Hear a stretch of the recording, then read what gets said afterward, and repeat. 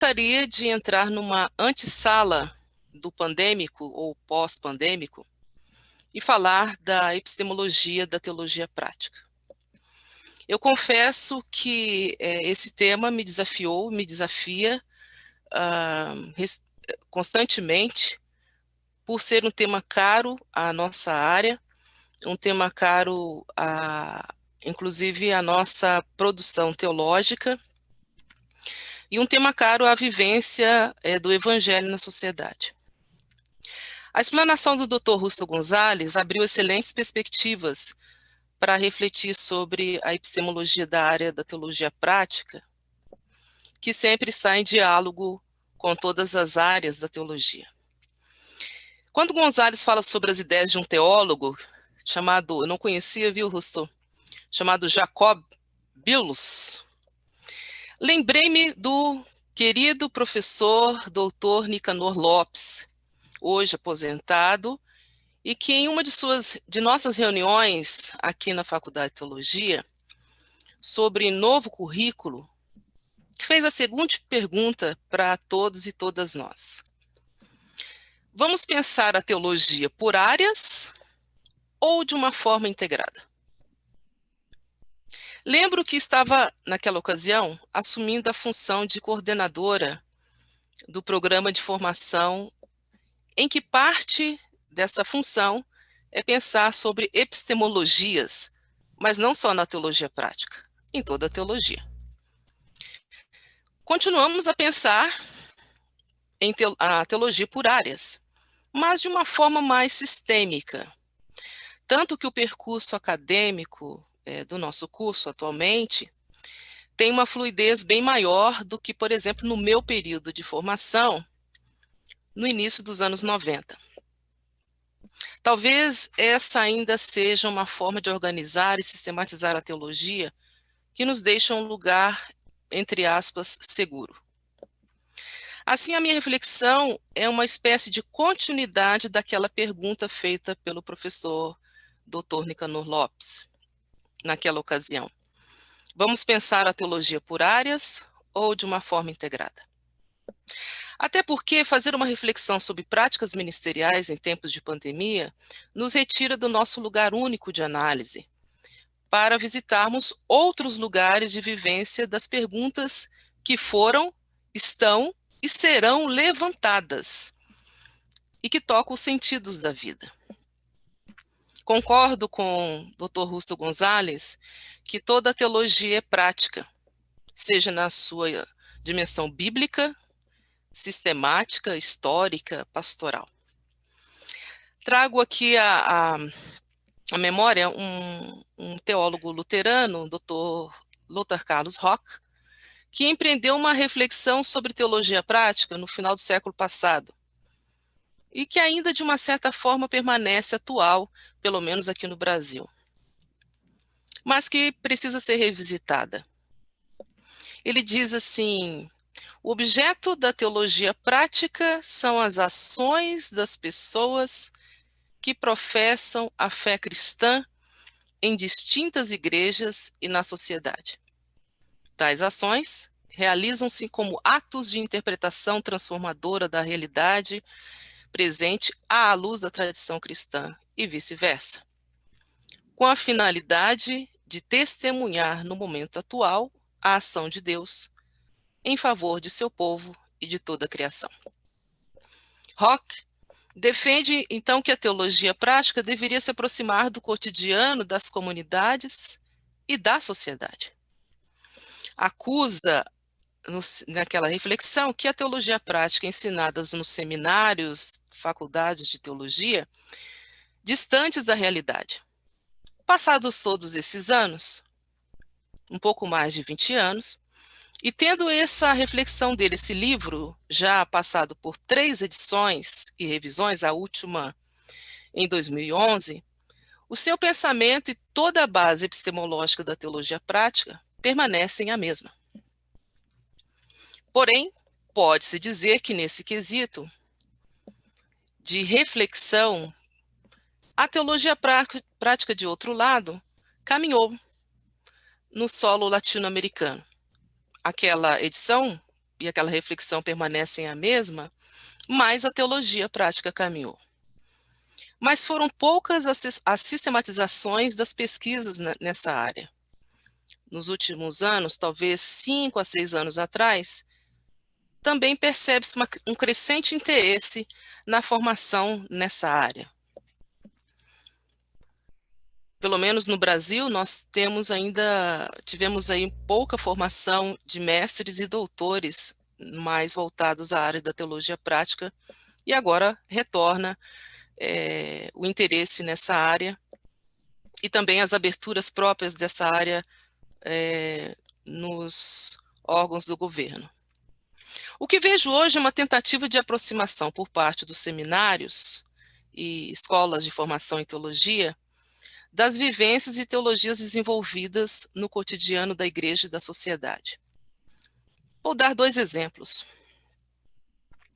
Em 2018, houve 2 seminários sobre teologia prática promovidos pela Escola Superior de Teologia da Igreja Luterana, com outros centros de formação, como a Pontifícia Universidade Católica do Paraná, a Faculdade de Teologia da Igreja Metodista, igrejas presbiterianas da América Latina e a Igreja de Deus no Equador.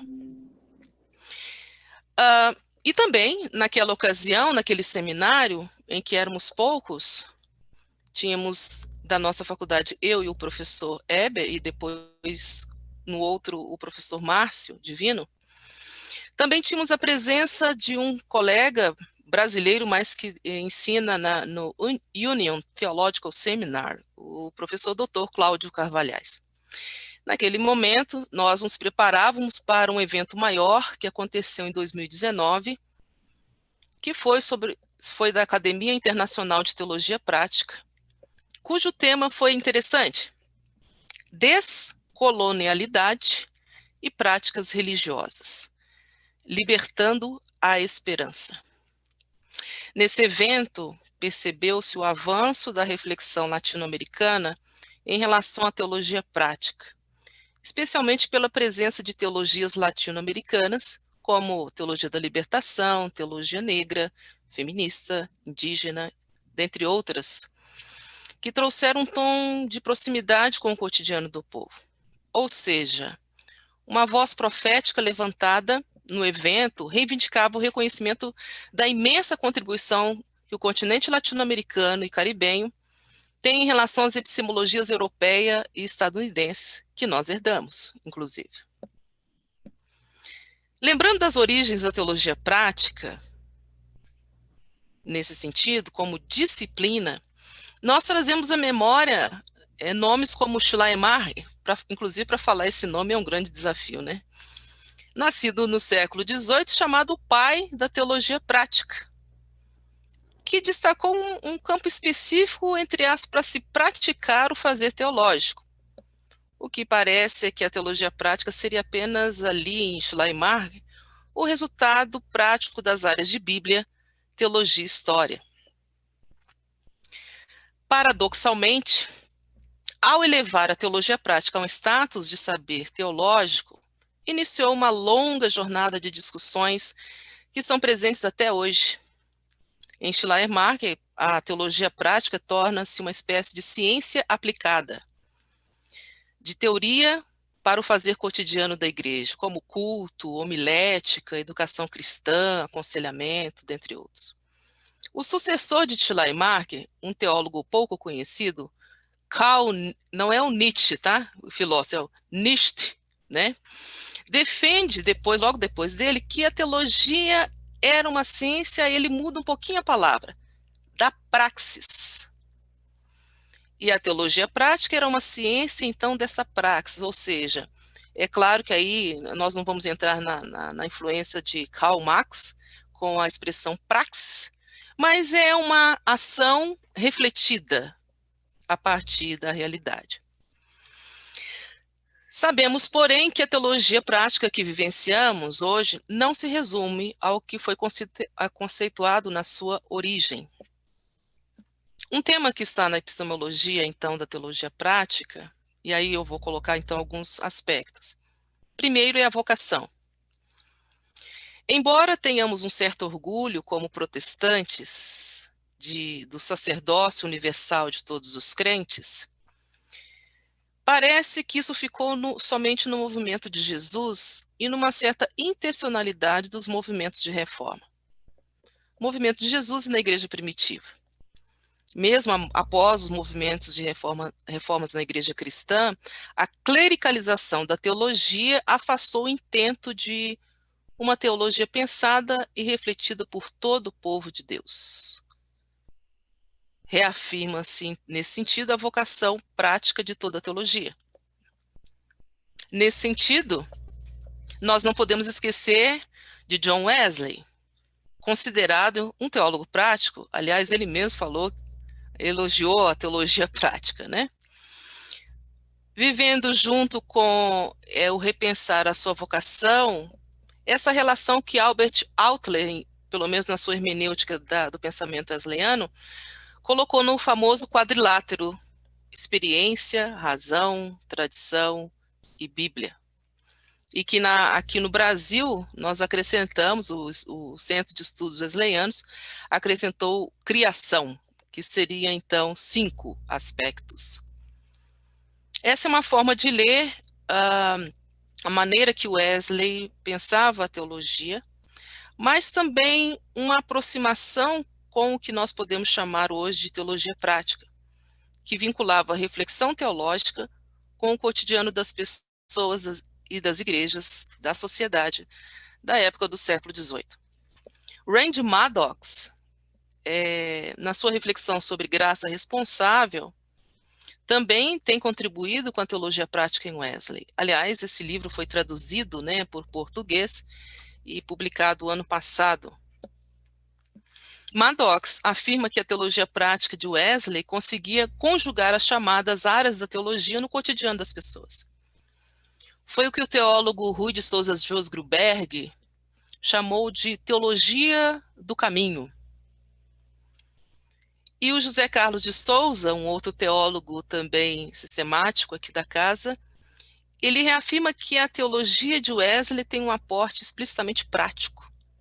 O fazer teológico de Wesley sistematiza o pensamento cristão doutrinário e que é socializado de forma educativa e social.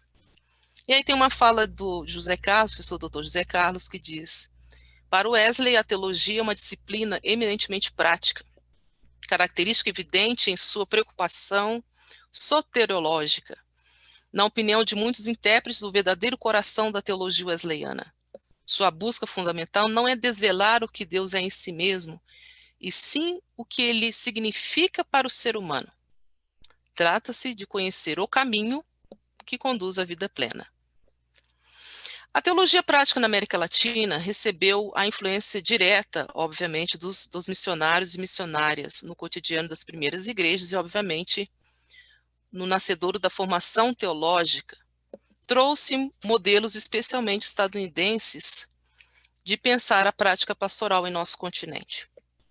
Porém, na América Latina e Caribe, a recepção da formação passou por encontros com desafios próprios, como a diversidade cultural, as situações econômicas desafiadoras e muitas vezes precárias, a influência das heranças indígenas africanas, a maneira de ver o mundo e o mundo da vida de forma totalmente diferente dos missionários e missionárias que chegaram aqui. Assim, a teologia prática não se separou, na minha concepção, da pastoral na América Latina. Ao contrário, se uniram. Tem uma enciclopédia digital sobre teologia latino-americana, que o conceito que esse grupo conseguiu fazer, é um conceito mais recente, talvez traduza um pouco dessa relação entre teologia prática e pastoral como inseparáveis, e nos ajuda na reflexão da epistemologia da área. A teologia prática e pastoral ocupa-se com a reflexão teológica e análise sobre a ação da igreja, compreendendo a prática das comunidades eclesiais e das pessoas que professam a fé cristã. na perspectiva maior do povo de Deus e da vocação batismal comum a todos seus membros, a serviço da missão evangelizadora da Igreja. Por isso que contempla tanto as práticas que afetam a vida interna da Igreja, quanto a presença da Igreja no mundo. A dupla denominação prática e pastoral, adotada, então, por essa enciclopédia, tem presente o esforço das últimas décadas, tanto no mundo protestante, quanto no mundo católico, especialmente a partir do Concílio Vaticano II, em esclarecer o estatuto epistemológico e o objeto desta área de conhecimento e estudo teológico, bem como em definir melhor a nomenclatura a ser adotada. Diante do conceito explicitado por essa enciclopédia, percebe-se que há uma tentativa de ampliar a epistemologia da área de teologia, da área de teologia prática para teologia prática pastoral, nos diálogos mais recentes em solo latino-americano e caribenho. Quem sabe podemos dizer que a teologia é uma só e tem suas nuances específicas, que se interconectam. Por que não podemos falar teologia prática pastoral, teologia prática bíblica, teologia prática sistemática, histórica, onde não há mais uma separação, mas há uma integração. E diante disso, esse próprio do contexto latino-americano, que contribui, então, com as heranças que tivemos, eu destaco 3 aspectos. Primeiro, porque o termo pastoral na América Latina transcendeu as tarefas para dentro da igreja. A pastoral, como se fosse uma espécie de como fazer um culto, como aconselhar, como evangelizar. Diante de toda a história que acumulamos na América Latina, a pastoral foi construída na vivência refletida da fé a partir do sofrimento dos povos nativos e também das lutas em prol da visibilidade social, como, por exemplo, de mulheres, negros, negras, trabalhadores e trabalhadoras. O termo pastoral na América Latina emerge da luta do povo por justiça, equidade, dignidade de vida, não só adintra a igreja, mas adestra e sem uma porta que separa, mas há aí, vamos dizer assim, o sopro do Espírito que consegue, então, conjugar essa pastoral como uma presença constante de Deus, dando esperança para o povo latino-americano. E a pastoral na América Latina, especialmente após os anos 60 do século passado, passou também por um resgate de um olhar crítico sobre si mesmo, sobre a própria igreja, sua inserção na sociedade e sobre a sociedade. Então, uma autocrítica e também uma crítica no sentido de oferecer uma reflexão dessa teologia que se faz no caminho, de repensar as nossas origens e para que Deus nos chamou. O que parece é que o termo cuidado, então, dentro dessa pastoral, tem aparecido com mais frequência nos últimos estudos da epistemologia da área da teologia prática pastoral, como um tema insistente. A teologia prática no contexto latino-americano se identifica com uma proposta, então, de um cuidado pastoral comunitário dentro e fora das comunidades, a partir do mundo da vida. De certa forma, parece que não é só a igreja, mas a sociedade tem se interessado cada vez mais, por exemplo, por vincular o campo da teologia com a sua própria realidade. Por exemplo, cresceu muito o interesse aqui no Brasil de espiritualidades e as ciências da saúde, por exemplo. O avanço das ciências humanas, e o professor Russell falou sobre isso na sua revisita histórica, mas atualmente ampliou essa interdisciplinaridade das áreas específicas da teologia prática, porque nos nossos seminários, geralmente essas disciplinas das ciências humanas e sociais ficam atreladas à teologia prática pastoral. Com a contribuição das ciências humanas e sociais para a teologia, muitas áreas específicas da teologia prática pastoral ampliaram seus horizontes de reflexão. Por exemplo, a educação cristã com a pedagogia, a homilética com a área de comunicação, aconselhamento com a psicologia, a missão com a antropologia, né? Mas há um desafio metodológico aqui que unifique a teologia prática pastoral com todas as demais áreas da teologia e também especificamente com as ciências humanas e sociais. E por isso que a teologia prática pastoral, ela torna-se então uma parceira do mundo da vida. E com ela se traz a Bíblia e se traz a sistemática, não mais separado. É um caminho que se torna agora um caminho hermenêutico da vida e conversa com essa praxis. A reflexão sobre a nossa participação na história das pessoas, das comunidades, famílias, tende a focar, por exemplo, possibilidades diante dos dilemas da vida. E é interessante, agora fazendo já uma transição para a questão da pandemia, né, e pós-pandemia, o que será de nós, né, e do mundo, e da sociedade, da igreja, nesse universo pós-pandêmico? Geralmente, a teologia, ela oferece alguns aportes e reflexões diante de crises durante toda a história da igreja. Mas são por perguntas, como o professor Dr. Russell Gonzalez nos disse, que o que nos interessa não é a resposta, mas é a presença. É o diálogo e a escuta que se faz, por exemplo, como a pastoral do consolo, tão necessária nos dias de hoje.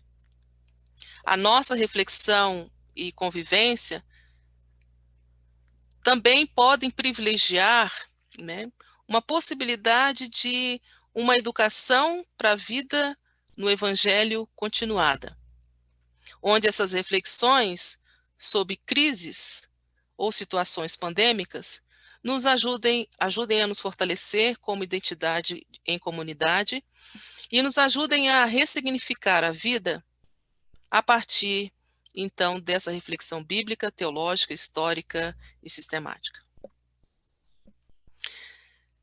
Finalmente, eu gostaria de tecer algumas palavras sobre a sociedade pandêmica e pós-pandêmica, talvez uma breve reflexão sobre a pergunta inicial que eu fiz, emprestada do professor Nicanor Lopes, de tentarmos, então, valorizar uma teologia prática integrada, que não é feita somente pela pastoral, vamos dizer assim, mas por todas as áreas da teologia.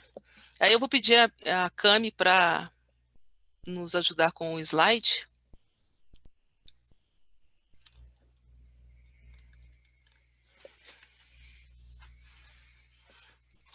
E enquanto ela coloca o slide, o exercício que eu gostaria de fazer nesse final da minha fala lembra muito um texto bíblico em Romanos que fala: alegrai-vos com os que se alegram e chorar com os que choram.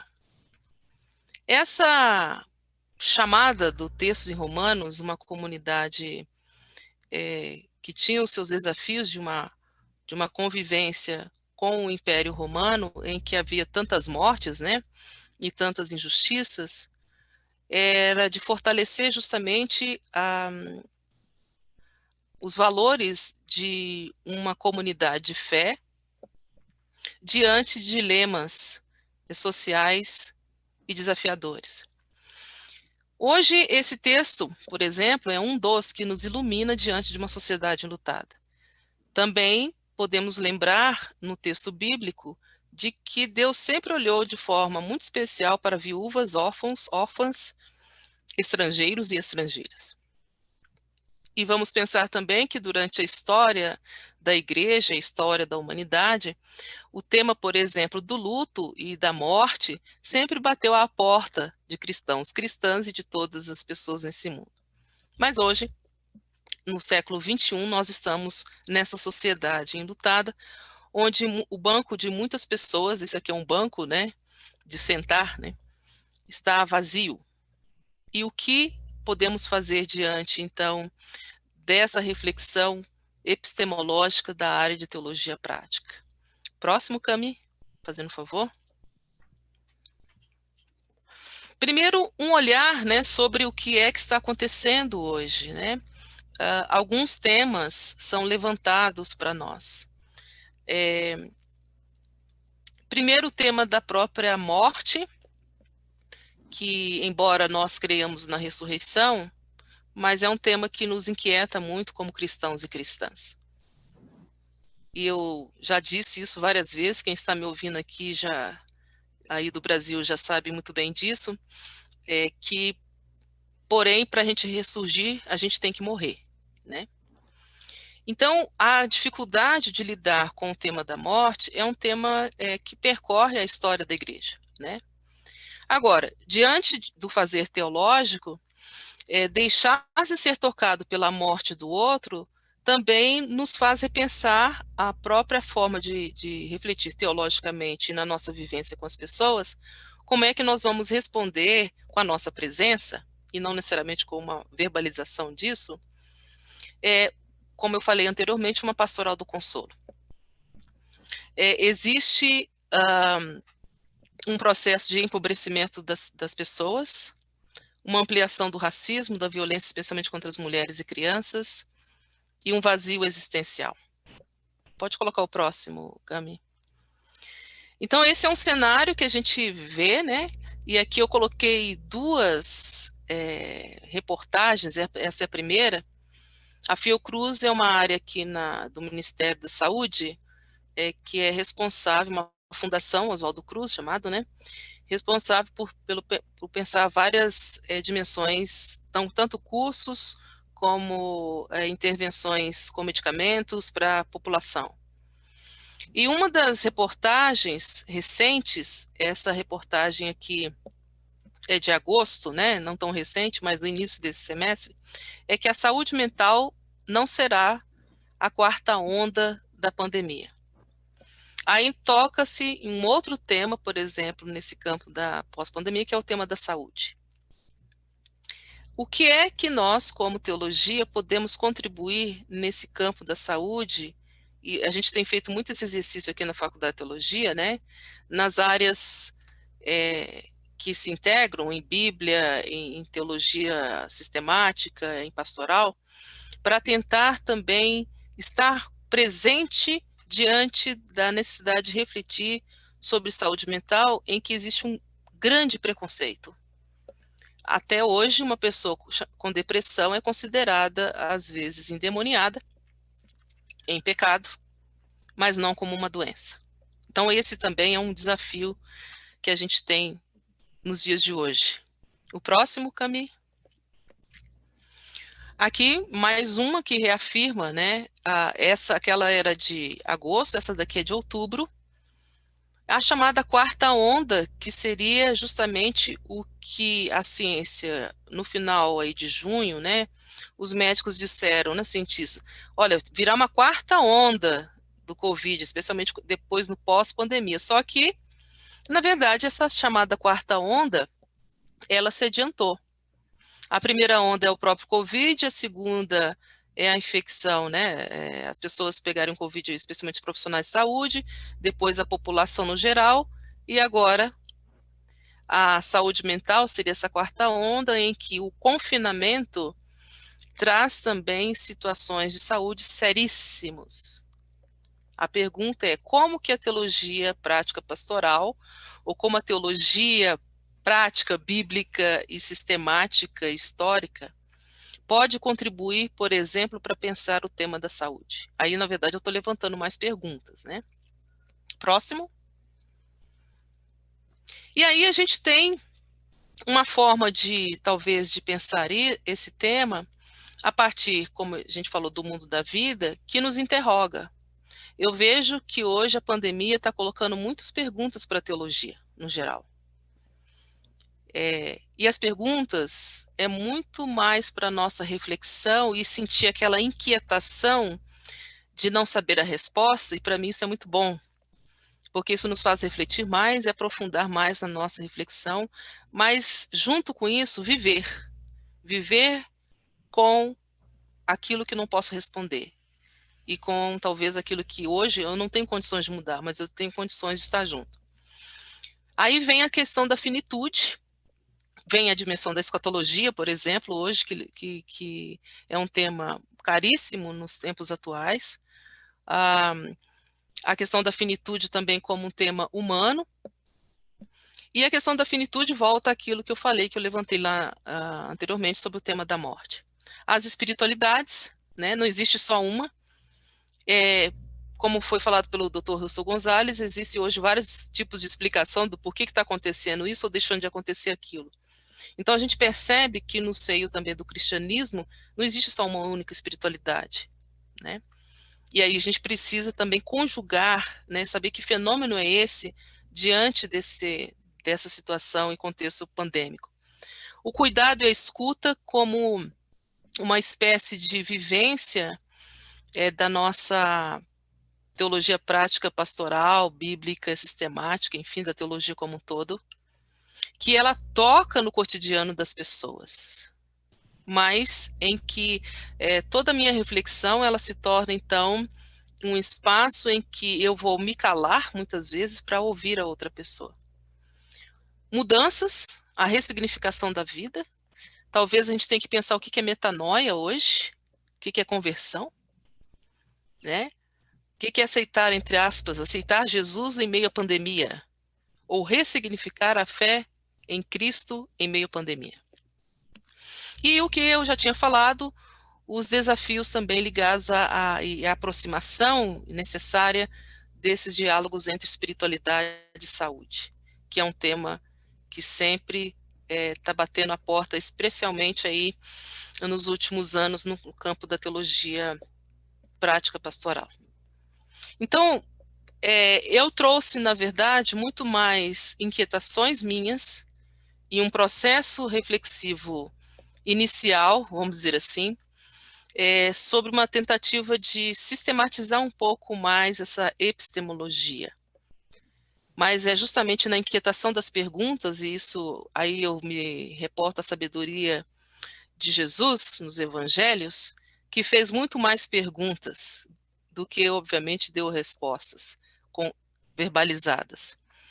A resposta de Jesus foi nos gestos de acolhimento, de caminhar com a pessoa e acolher as suas inquietações, por exemplo, os caminhantes de Emaús, e de poder estender a sua mão e tocar nas pessoas que eram, entre aspas, intocáveis pela sociedade. Acredito que é por aí que a gente precisa conceber a nossa teologia prática. Muito obrigada.